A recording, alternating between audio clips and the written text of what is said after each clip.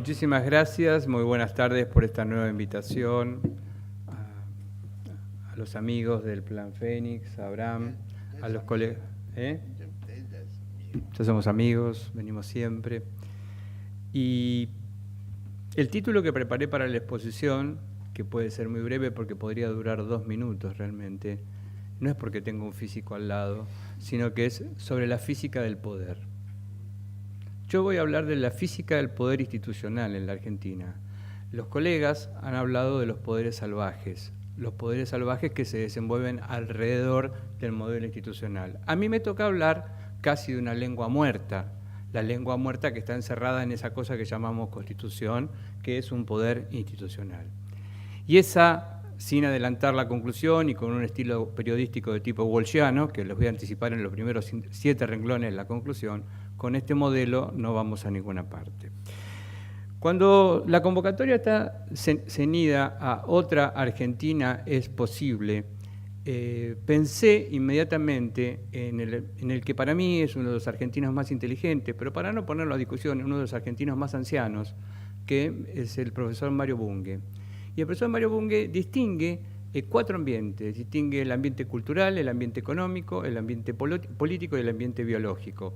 Obviamente yo no puedo hablar, solamente puedo hablar de uno de esos ambientes, pero se me ocurre que en relación a esos 4 ambientes se pueden producir 8 situaciones completamente distintas, que pueden ser de mejoría o de empeoramiento, que cada uno las puede imaginar y que se han destacado muy bien, los flagelos que suceden en la economía, los flagelos que suceden en materia cultural, en materia cultural, y nos ha faltado quizá una pata biológica para que nos hable del desastre que está ocurriendo.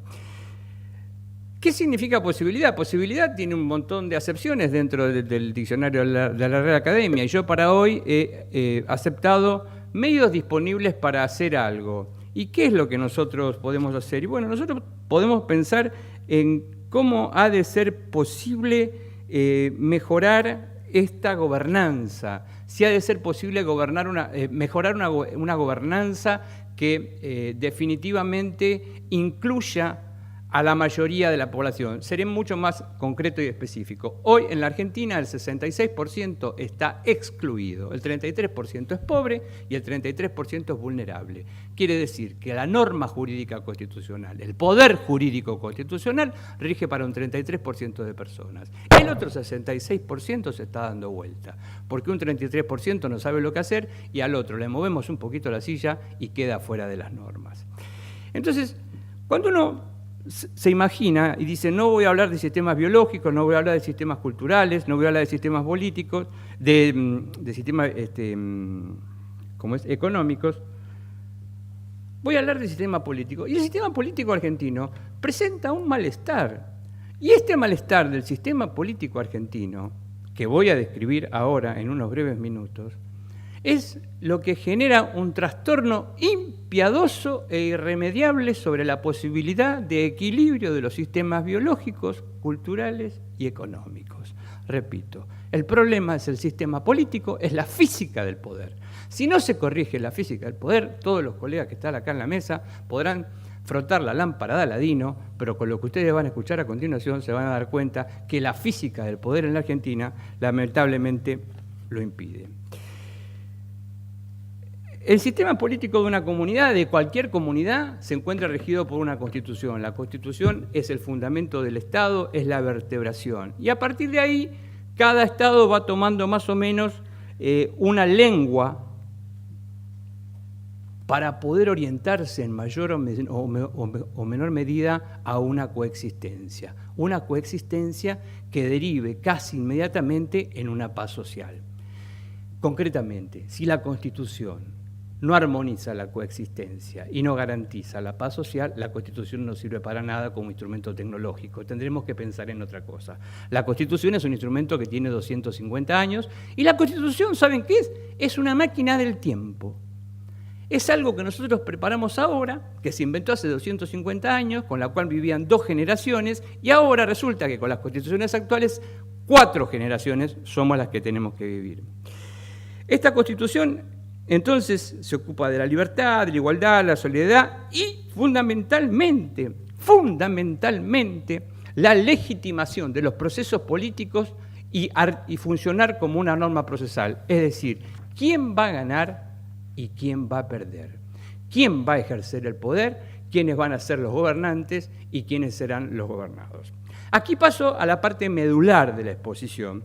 Y desde hace un tiempo, aproximadamente un año y medio, soy antipresidencialista, ya se habrán dado cuenta, desde hace más o menos unos 25 años, pero de la lectura y relectura de la sensacional obra de Augusto Roa-Bastos, que me refiero a Yo, el Supremo, yo me he permitido compartir esta crítica a todo el presidencialismo de la Argentina, a toda la física de la Argentina, a toda la física del poder institucional, no como la obra publicada por Roa-Bastos. Yo le coloco una coma. Yo, el Supremo. Nosotros elegimos, cada 4 años, con una tentación irresistible, una persona que parece que es dueña de todas las capacidades imaginables y que pueden ser transmitidas hoy por todos los medios. Y que con esa tentación irresistible, ese oficial público frotará la lámpara y hará que aparezca que el sistema biológico, el sistema cultural y el sistema económico puedan emerger. Señoras y señores, colegas, compañeros, amigos, esto no es posible, esto no funciona en ningún lugar del mundo, el presidencialismo no funciona en ningún lugar del mundo. Y si no lo queremos entender, sigamos haciendo la prueba y probemos con esta física del poder. Hay un solo país en el mundo donde funciona el presidencialismo, si acaso estamos dispuestos a llamarlo una democracia constitucional. Nació ahí, todo lo demás lo copiamos y todo lo demás lo deformamos. El presidencialismo norteamericano no tiene absolutamente nada que ver con el presidencialismo que se practica en América Latina, que es deformado, acentuado e hiperpresidencialista. No voy a decir que los norteamericanos se han vuelto democráticos, no, pero digo que el presidencialismo norteamericano tiene situaciones de balance, de restricción, de limitación del poder que no existen en ninguno de los países de América Latina. Encender la televisión hoy a la noche, que Brasil ya hoy está hablando de pasar a un régimen semipresidencial. Lamentablemente, en la Argentina este tema no se discute ni se discutió y está prohibido discutir el tema si abandonamos el presidencialismo. Fue letra muerta. ¿Por qué? Porque parece que es una bondad, es una tierra prometida, una sensación increíble realmente, porque el 50% de los argentinos o el 40% de los argentinos tenemos una fuerte ascendencia italiana. Y en esa fuerte ascendencia italiana está la República Parlamentaria. Fíjense qué curioso, la semana que viene se cumplen 70 años de la República Parlamentaria Italiana. Todos los constituyentes están muertos. Nosotros dentro de poco vamos a celebrar otro aniversario de la Reforma Constitucional de 1994 y la clase que nos gobierna y la clase que nos gobernó es la clase que hizo la Reforma Constitucional de 1994 que acentuó los poderes del presidente de la República. Esto hay que decirlo así. El presidencialismo de 1994 fue acentuado.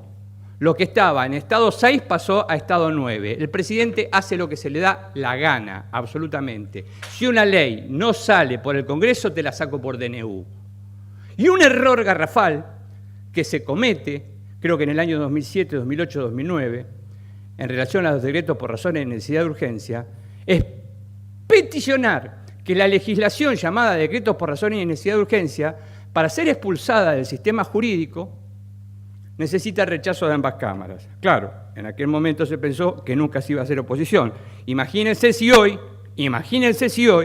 a Macri se le ocurriese dirigir los destinos de este país mediante decreto por razones de necesidad de urgencia, ¿cómo haríamos nosotros para gozar en las dos cámaras de la mayoría necesaria para rechazar ese DNU? En los modelos presidenciales, entonces, esto no existe. Y yo me he permitido, con inspiración de Roa-Bastos y leyéndolo a Patiño, que le tomaba las notas, definir a nuestro presidencialismo como monopresidente. Nosotros tenemos un monopresidente, porque hay una discusión sesquicentenaria en el derecho constitucional argentino respecto de si el Poder Ejecutivo es monocéfalo, es bicéfalo o es multicéfalo. Está claro, de Urquiza para acá, ha sido siempre monocéfalo. Así que cualquier, digamos, connotación de tipo zoológica que pueda ser asociada con el monopresidente queda en el auditorio. Pero en este momento de tanta crisis, de una profunda crisis que se está atravesando, es el momento que tenemos que pensar. ¿Y cómo vamos a pensar? Hay que pensar en un cambio. Y pensar en un cambio significa en convertir algo, en mudar algo en algo completamente diferente. Y acá se abren tres posibilidades. El cambio político con cambio constitucional, el cambio político sin cambio constitucional y el cambio constitucional sin cambio político. Obviamente, estoy hablando de un cambio político con cambio constitucional. Pero claro, la única posibilidad